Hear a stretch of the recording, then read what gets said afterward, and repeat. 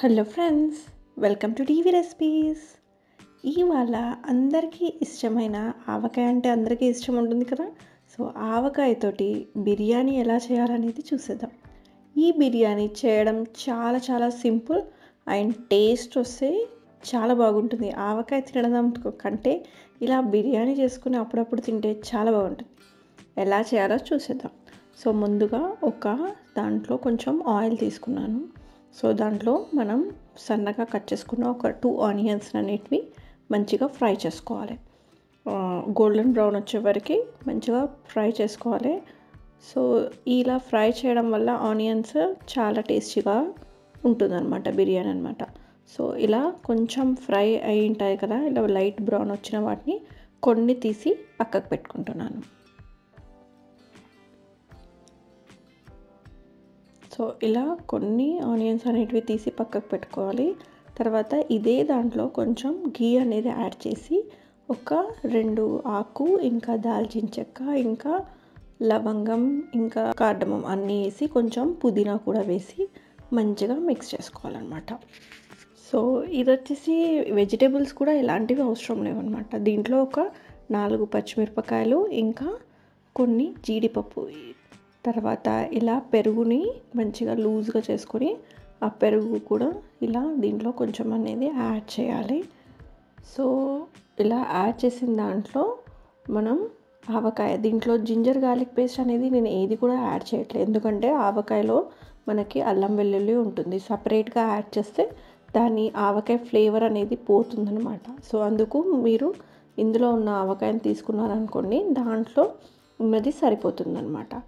So ఇప్పుడు ఇక్కడ మనం బియ్యం అనేది ఉడికించుకోవాలి. సో దీంట్లో అన్నీ కూడా లవంగం, దాల్చిని, ఇంకా ఆకు, కొంచెం సాల్ట్, ఇంకా షహజీరా కూడా వేసి బియ్యం అనేది మనం దీంట్లో ముందుగానే కడిగి పెట్టుకున్నాను దీంట్లో. సో 1 గంట ముందు బియ్యం నానబెట్టుకున్న దాన్ని మనం వాటర్లో వేసి మంచిగా కుక్ చేసుకోవాలి. ఆల్మోస్ట్ ఒక 90% అలా కుక్ అయితే సరిపోతుందన్నమాట. సో ఇలా బాగా మసిలి చెక్ చేసుకోవాలి. ఎలా చెక్ చేయాలి అని అంటే, బియ్యం అయ్యిందా లేదా అనేది ఒక్క బియ్యంని తీసుకొని ఇలా కట్ చేస్తే చాలు, సరిపోతుంది. అదే చూడండి, అలా కట్ అయిపోయింది అంటే మనకి ఆల్మోస్ట్ కుక్ అయిపోయినట్టే. సో ఇప్పుడు ఈ బిర్యానీ ఉంటుంది కదా, ఆవకాయ కలిపిన మిక్స్చర్లోకి కొంచెం గరం మసాలా అనేది యాడ్ చేయాలి. దీంట్లో ఎక్కువ గరం మసాలా ఫ్లేవర్ కూడా ఉండొద్దు, ఆవకాయ ఫ్లేవర్ మాత్రమే ఉండాలి. సో దీంట్లోకి మనం తీసిన అన్నంని వేసి అంతా అన్నం అనేది స్ప్రెడ్ చేసేయండి మొత్తం. మీరు ఎప్పుడన్నా ఇలా ఆ బిర్యానీ ట్రై చేశారా ఆవకాయతో? ఈసారి ట్రై చేసి నాకు కామెంట్ సెక్షన్లో కామెంట్ చేయండి.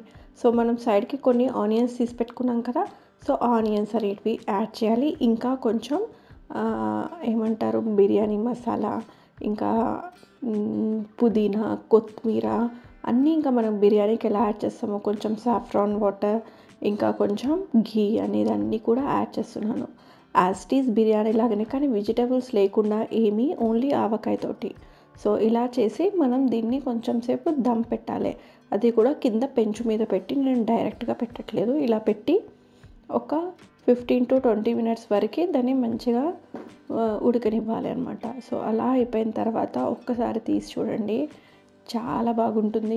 ఎవరికన్నా స్పైసీగా తినాలి అని అనిపించిన వాళ్ళకి ఇలా ఒక్కసారి ఆవకాయ బిర్యానీ ట్రై చేయండి, చాలా బాగుంటుంది.